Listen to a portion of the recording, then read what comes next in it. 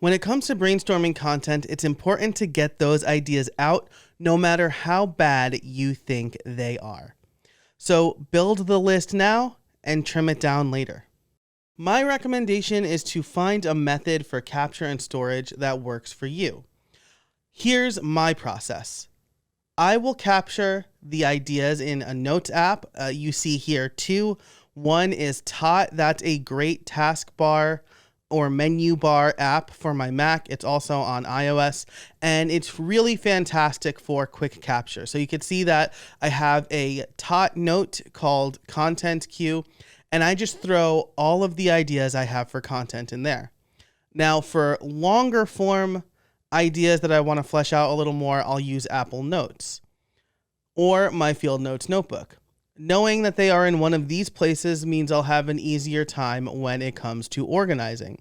And that's something I'll do once a week. I'll look through all of my ideas and I'll place them in either short-term storage, which is the main Tot, the to-do list for the week, or I will put it in long-term storage, which is Airtable.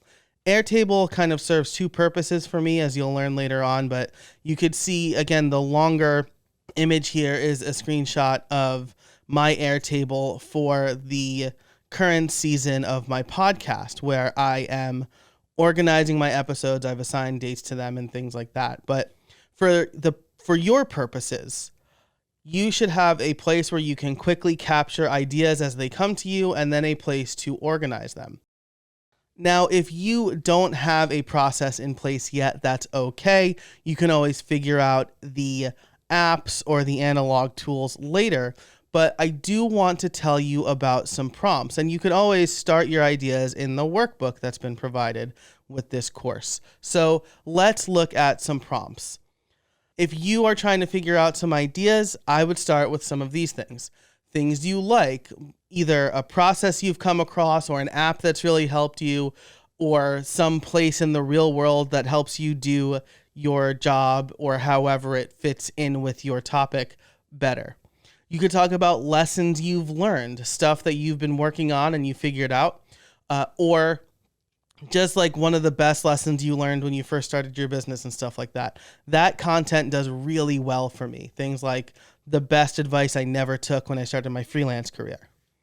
You could talk about where you currently are in your journey. Listeners like relatable. It's why podcasts are so popular, especially when they feel like they can relate to the host or the guest. So interviewing Elon Musk is great, but most people can't relate to Elon Musk as well as they can relate to you.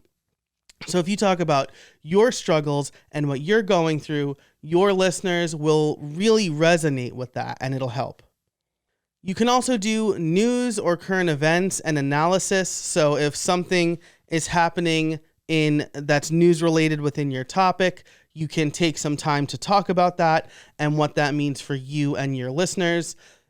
Lots of Apple news podcasts exist. They're very popular, and a lot of them do very well. So you can do the same thing with whatever industry you're in. You can also talk about recommendations. I've done tools roundups where, I talk about the best WordPress membership plugins or the best places to put your online course. All, again, within the purview of my main topic for how I built it, which is building stuff on the web. And again, those things do really well. One of my best episodes was improving the performance of your website. That was very popular, and the resources got a lot of click-throughs.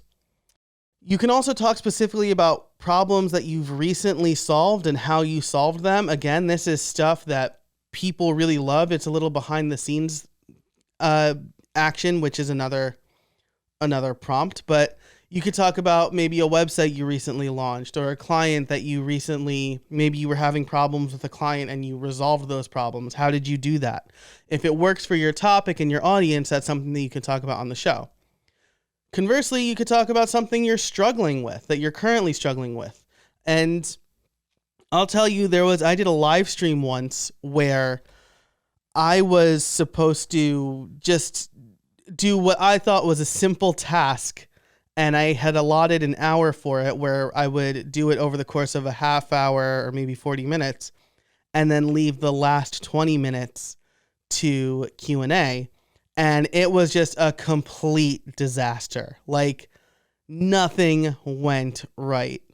And the people who tuned in were super understanding, and they actually liked it because they saw how I was able to solve problems and how I was able to do it in real time. So talk about things that you're struggling with. That's not going to lower your, it's not going to make people think less of you.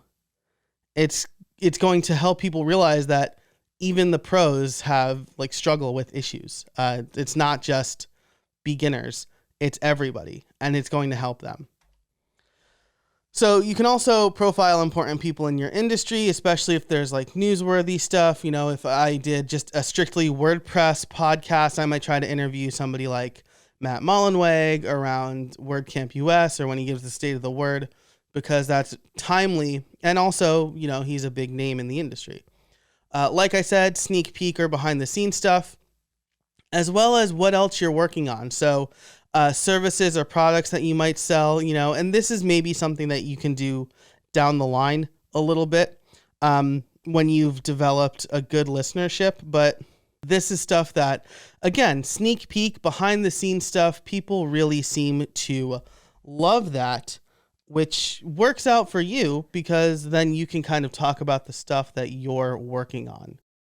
So my challenge for you is to come up with as many ideas as possible with these prompts and write them down. Just like with blogging, it's okay if somebody else has talked about this because they didn't talk about it the way you would talk about it. And that's really important. You don't have to worry about, oh, well, somebody else already talked about like the best membership plugins. Maybe their list is different from your list, right? Maybe you're going to have a different perspective and your listeners tune in for that perspective. So your action item, using the space in the workbook, come up with 20 to 30 topics for episodes.